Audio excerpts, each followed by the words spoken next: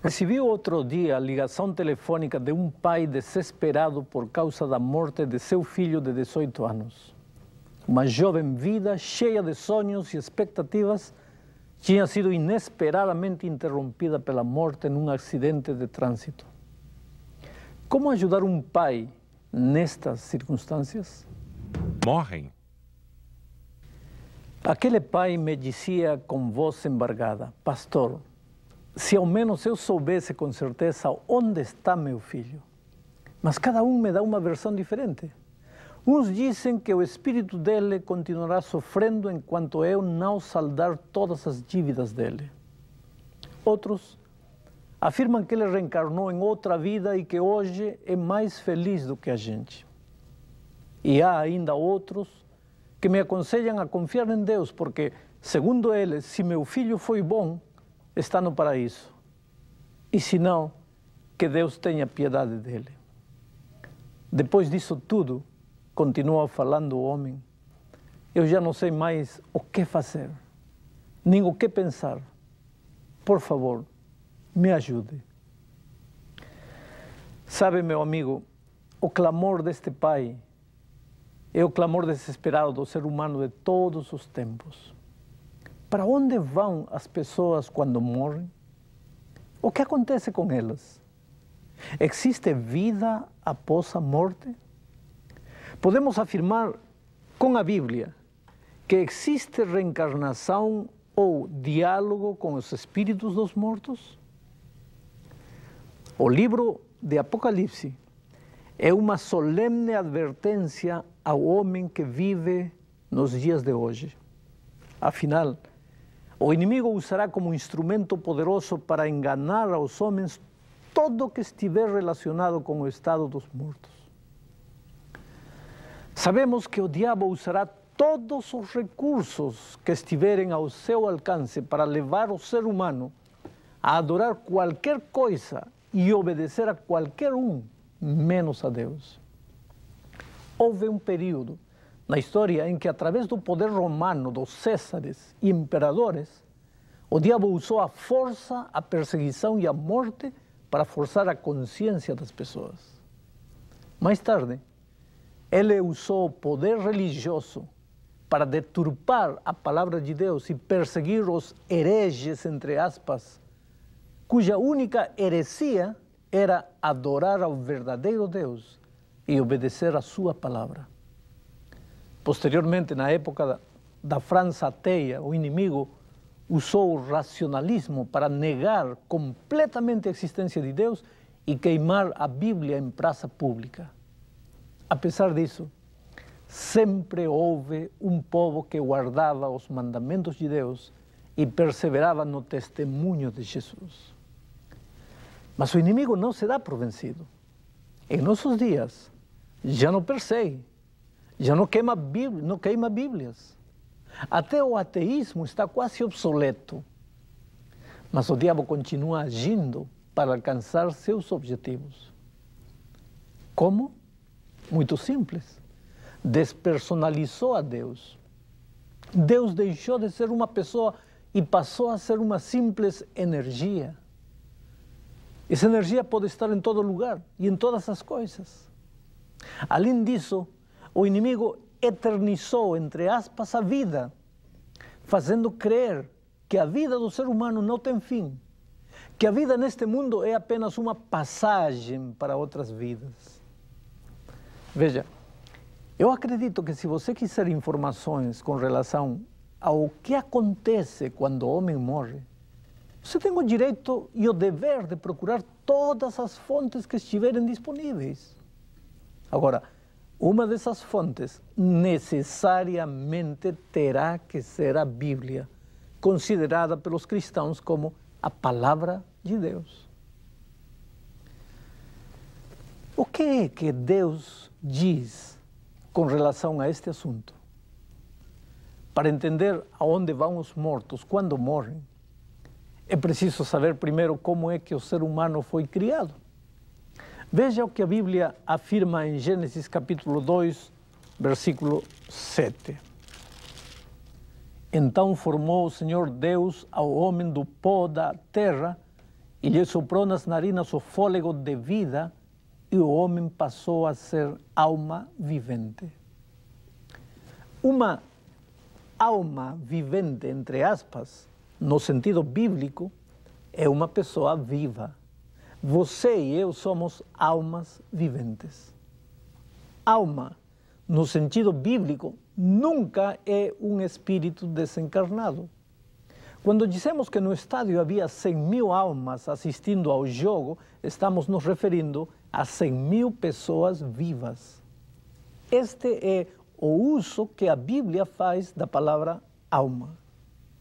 Bom, pela declaração bíblica, você percebe que o ser humano começou a viver no momento em que o pó da terra juntou-se ao fôlego, o sopro da vida. Pó da terra é pó da terra, não é ser humano. O pó da terra não pensa, nem tem fome, nem sede, nem sente frio ou calor. Pó é simplesmente pó. Não passa de pó. Por outro lado, o sopro de vida é apenas sopro. O sopro em si também não pensa, nem sente, nem é um ser humano.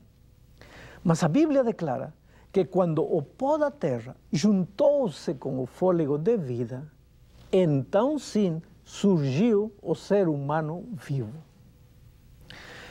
Mas agora vem a pergunta: o que acontece quando o homem morre?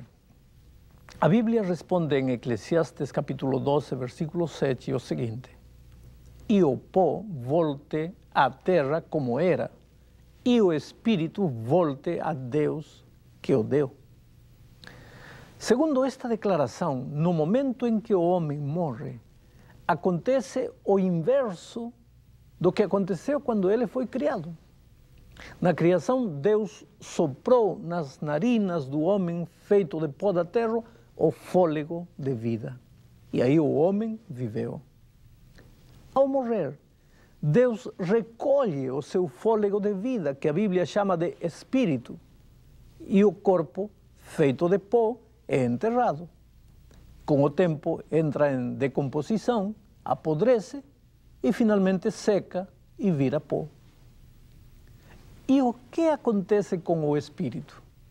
Bom, para responder essa pergunta, primeiro teríamos que ter bem claro que quando Deus deu o fôlego de vida ao ser humano, não lhe deu um fôlego pensante. A palavra hebraica usada para espírito é ruach, que quer dizer exatamente isso, sopro e nada mais. Já em grego, que é a outra língua bíblica, a palavra usada é pneuma, de onde vem a nossa palavra pneu, e que também quer dizer somente isso, ar, sopro, fôlego e nada mais. O ser humano pensante e vivo só apareceu quando o pó e o sopro divinos se juntaram. É como a luz elétrica. A energia que vem pelo fio não é luz. A lâmpada também não é luz. Mas quando a energia se junta com a lâmpada, então aparece a luz elétrica. E o que acontece quando a luz se apaga? A lâmpada está ali. A energia também. Mas quando através de uma chave separamos ambas, então a luz desaparece. Isto nos ajuda a entender que não existe espírito vivo e pensante depois que o homem morre. A Bíblia é categórica ao afirmar em Eclesiastes 9, versículos 5, 6 e 10 o seguinte: porque os vivos sabem que hão de morrer, mas os mortos não sabem coisa nenhuma, nem tampouco terão eles recompensa, porque a sua memória jaz no esquecimento. Amor, ódio e inveja para eles já pereceram. Para sempre não têm eles parte em coisa alguma do que se faz debaixo do sol. Tudo quanto te vier à mão para fazer, faze-o conforme as tuas forças. Porque no além para onde tu vais, não há obra, nem projetos, nem conhecimento, nem sabedoria alguma. Se a Bíblia, meu querido amigo, é tão categórica ao afirmar que quando o ser humano morre, acaba a vida para ele, de onde vem a ideia de que a vida não acaba e que o espírito continua vivendo após a morte? Para entender isto, voltemos à origem de tudo, no jardim do Éden. Deus aí disse ao ser humano que não deveria tocar o fruto da árvore da ciência do bem e do mal, porque o dia que o fizesse, certamente morreria, ponto. Mas então vem o diabo disfarçado em serpente e diz: não morrereis. Foi aquele o início da teoria de que o homem não morre. Foi o inimigo de Deus, o pai dessa ideia que hoje está em voga como nunca, até no meio cristão. Outro dia, um jovem me dizia: pastor, eu não acreditava na existência de espíritos, até que um amigo meu perdeu o pai e assistiu a uma sessão espírita e conversou com o espírito do pai. Não foi uma ilusão dele. Ele ouviu a voz do pai. E sabe, querido, eu não duvido que aquele jovem tenha ouvido uma voz, mas com certeza não era a voz de seu pai. Na Bíblia está registrada a história do rei Saul, que se desviou dos caminhos de Deus. Ele esqueceu das advertências claras de que não existem espíritos vivos vagando por aí e recorreu a uma médium espírita.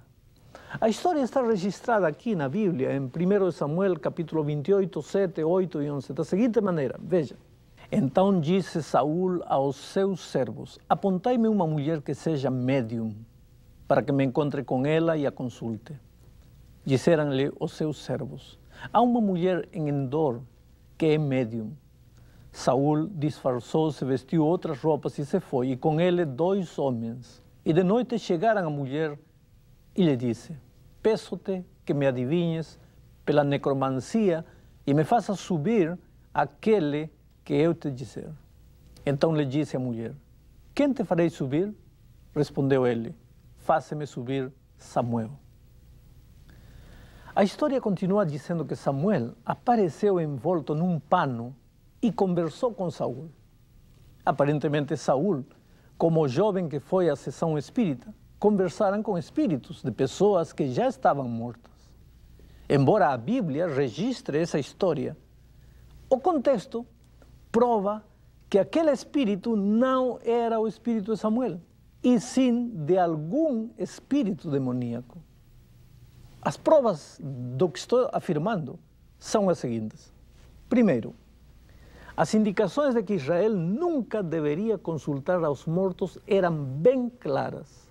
Isaías 8:19 afirmava o seguinte: quando vos disserem, consultai aos necromantes e aos adivinhos que chilreiam e murmuram, acaso não consultará o povo ao seu Deus? A favor dos vivos se consultarão os mortos? Ora, como podia Deus enviar uma mensagem para Saul através do espírito de um morto, se o próprio Deus proibira o consultar com os mortos? Segundo argumento, o registro bíblico de 1 de Samuel, capítulo 28, verso 6, diz que Deus não aceitava comunicar-se há muito tempo com Saul. O texto diz assim: consultou Saul ao Senhor, porém o Senhor não lhe respondeu, nem por sonhos, nem por Urim, nem por profetas. A pergunta é, se Deus não queria comunicar-se com Saul por meios considerados divinamente lícitos, como é que iria comunicar-se com ele por meio de um espírito? Esse era um meio completamente ilícito. Terceiro argumento. O texto bíblico de 1 livro de Crônicas, capítulo 10, versículo 3, registra o seguinte: morreu Saul por causa da sua transgressão cometida contra o Senhor, por causa da palavra do Senhor, que ele não guardara, e também porque interrogara e consultara uma necromante. Novamente vem a pergunta: como poderia Deus ter reprovado o fato de Saul ter falado com o espírito de Samuel, se tivesse sido Deus quem falou naquela ocasião? Bom, agora pensemos um pouco. Se o espírito com quem Saul falou não era o espírito de Samuel, que tipo de espírito era? O Apocalipse responde a esta pergunta no capítulo 12, versos 7 a 9. Veja o que diz: houve peleja no céu. Miguel, ou seja, Jesus, e os seus anjos pelejaram contra o dragão. Também pelejaram o dragão e seus anjos. Todavia não prevaleceram, nem mais se achou no céu o lugar deles. E foi expulso o grande dragão, a antiga serpente que se chama Diabo e Satanás, o sedutor de todo mundo. Sim, foi atirado para a terra e com ele os seus anjos. E qual é a atividade desses anjos malignos hoje? Qual é a grande especialidade do diabo? Seduzir e enganar. E é justamente a isso que seus anjos se dedicam. Eles se disfarçam de espíritos de mortos e aparecem nas sessões espíritas. Eles são os fantasmas e almas penadas que vagueiam nas noites escuras. Eles se vestem de tradições, fábulas e lendas como o Saci Pererê, a mula sem cabeça, o chupacabras. E com essas tradições, ele tenta atingir o povo mais simples. Outras vezes, manifestam-se através dos OVNIs, objetos voadores não identificados, os seres extraterrestres, e desta vez para alcançar as mentes mais sofisticadas. Não morrereis, disse a serpente, no jardim do Éden. E essa mensagem da imortalidade da alma será um dos instrumentos mais poderosos de engano e sedução que o inimigo usará neste fim dos tempos. Você poderá achar essa mensagem adaptada para todos os gostos. Pessoas simples participarão das sessões de baixo espiritismo, como a macumba e o candomblé. Pessoas mais cultas buscarão sessões espíritas tradicionais ou tratamentos de regressão, tentando descobrir espíritos de mortos ou vidas passadas. Muitas destas atividades se apresentarão no seu estado grotesco, como sangue de galinhas e bodes pretos, ou despachos misteriosos em determinados lugares. Já outros se apresentarão em formas de atividades de filantropia e beneficência social, despertando a pergunta: que mal tem? Sabe, querido, o homem moderno buscará a sabedoria nos espíritos iluminados, entre aspas, dos faraós egípcios ou dos incas peruanos de Machu Picchu. Tentará comunicar-se com seres extraterrestres ou buscará a sabedoria e técnicas médicas através do espírito de médicos famosos que já estão mortos. Enfim, não há limite para os esforços que o inimigo fará a fim de espalhar a mensagem de que o espírito do homem nunca morre. Você poderá ver essa mensagem todos os dias, através das novelas e dos filmes na TV, no rádio, nas revistas e os jornais. Poderá ouvi-la nas conversas de botequim e correndo de um lado para outro, na boca do povo, apresentada por artistas famosos, estrelas de televisão e personalidades de destaque. Mas por que todo esse esforço para divulgar a mensagem de que o homem, em realidade, não morre? Porque se a alma não morre, não há por que preocupar-se muito com esta vida. Ora, se acertamos ou erramos, qual é o problema? Existem outras vidas. Para que salvação? Cristo, obediência à palavra de Deus. Para que tudo isso, se teremos a eternidade toda para continuar evoluindo? A Bíblia ensina claramente que existe imortalidade só em Cristo. Por outro lado, o inimigo ensina que a imortalidade está em você. A Bíblia sempre tenta conduzir a adoração do homem a Deus. Já o inimigo tenta conduzir a adoração do ser humano a qualquer coisa, menos a Deus. A palavra de Deus é clara ao ensinar que quando o ser humano morre, seu corpo volta para a terra e o sopro de vida retorna a Deus. Não existe mais consciência a partir desse momento.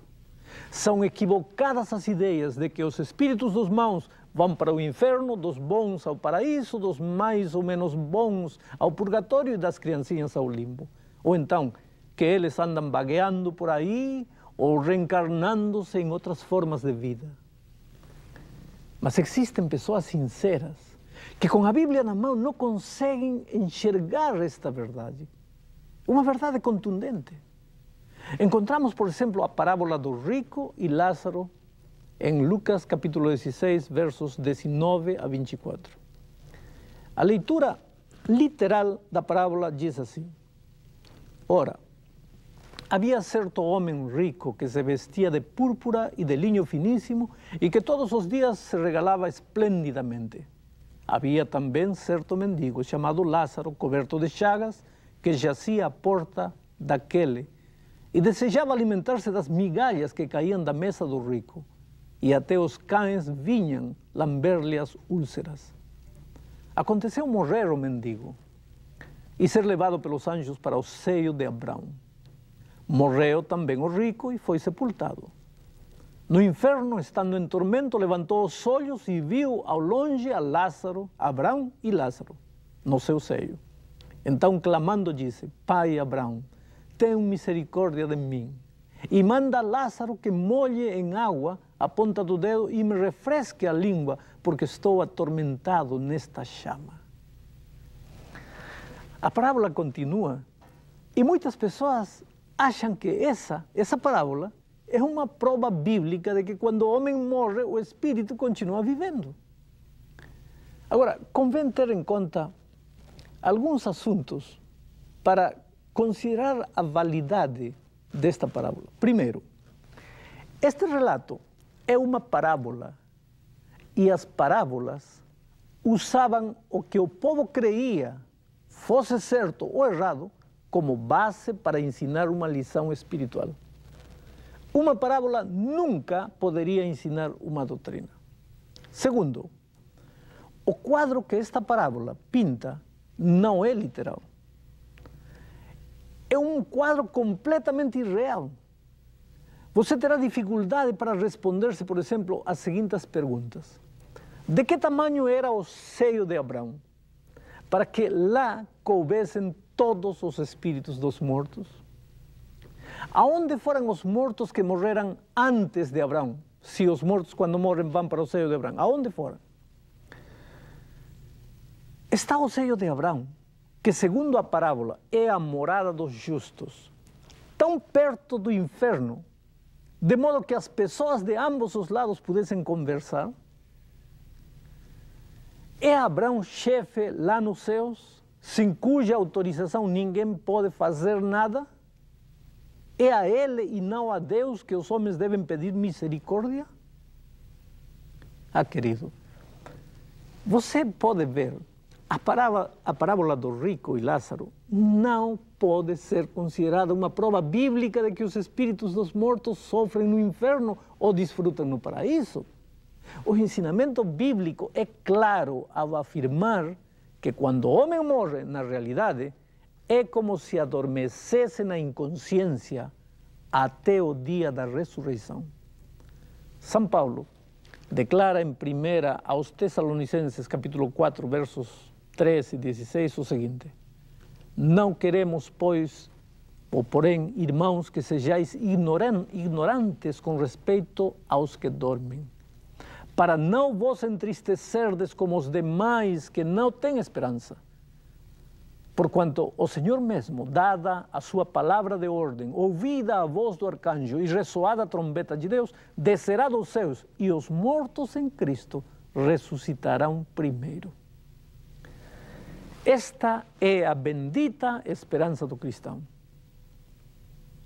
Meu amigo querido, se a morte arrancou de você um ser querido, pode ter a certeza de que ele está dormindo. Seu corpo voltou à terra e o sopro de vida está em Deus. Seu ser querido não tem mais consciência de nada. Ele não sofre, nem se alegra. Não tem frio, nem fome. Ele apenas descansa em Cristo. O inimigo de Deus pode inventar a teoria que quiser com relação ao estado dos mortos ou à imortalidade da alma. Crer que o espírito dos mortos vive pode ser hoje o tema de moda. Mas quais são as provas? Onde nascem as teorias? Quais as fontes de informação? Apocalipse 14, verso 13, diz o seguinte, e é incisivo ao declarar: bem-aventurados os mortos que desde agora morrem no Senhor. Sim, diz o Espírito, para que descansem das suas fadigas, pois as suas obras os acompanham. Está você triste pela morte de um filho? A saudade bate sem parar? Prepare-se. O Senhor Jesus voltará logo e ressuscitará seu filho. Você poderá abraçá-lo novamente. Hoje, ele descansa de suas fadigas. Apenas suas obras o acompanham. Guarde as lembranças dos momentos felizes que passaram juntos e aguarde ansioso a manhã da ressurreição. Oremos. Querido Pai, coloco a esperança no coração de todas as pessoas que assistiram a este programa. A esperança da volta de Cristo e a ressurreição de nossos seres queridos. Em nome de Jesus. Amém.